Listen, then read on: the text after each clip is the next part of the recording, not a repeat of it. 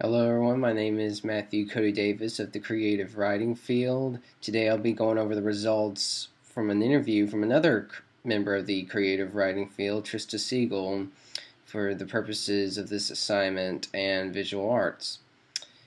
Enjoy. My first question to Siegel was, what do you see as the role of visual arts in society today, practically in your profession? Her answer was, the role of visual arts are super important in society today. I'm going to Full Sail for creative writing, particularly for this degree. It is super important for those who are writing scripts for either movies, television shows, or for video games. The finished product will be visual. When you are writing, you have to think about what you want your audience to see and what will attract them the most. Your creation will ultimately be a visual art. It is the goal you want in the end, the best visual art as possible. My second question to Siegel was, new communications and media technology make imagery almost instantly available. Do you believe that this is having a positive or negative influence on your field industry? Provide an example. Her answer was, I believe that making imagery instantly available can have a positive and negative effect on the world of film. The positive side is that you have your product instantly available for your customers. Everyone these days are used to being satisfied very quickly, and if you are not on the same level as everyone, you would lose your potential audience. The negative side is that your creative piece is easily accessible, that also puts it at risk for copyright infringement. There are a lot of people out there who don't know how to copyright laws work or don't care.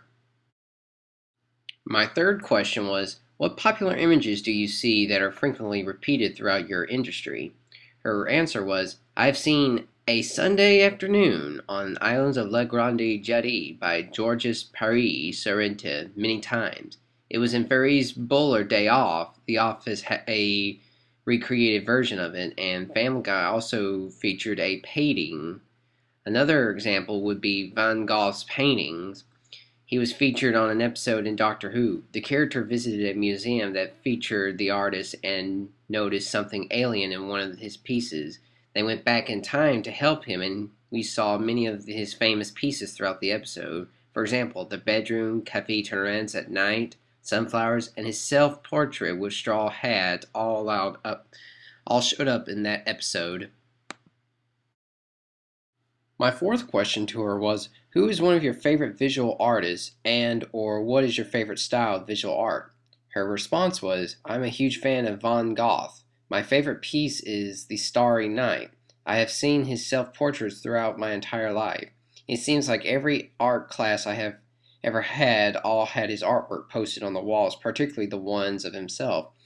The Starry Night has always been my favorite, though. He took the darkness and turned it into something full of light and energy. It's beautiful. I have no particular preference when it comes to visual art. I am a very visual person, so I loved all kinds of visual art work.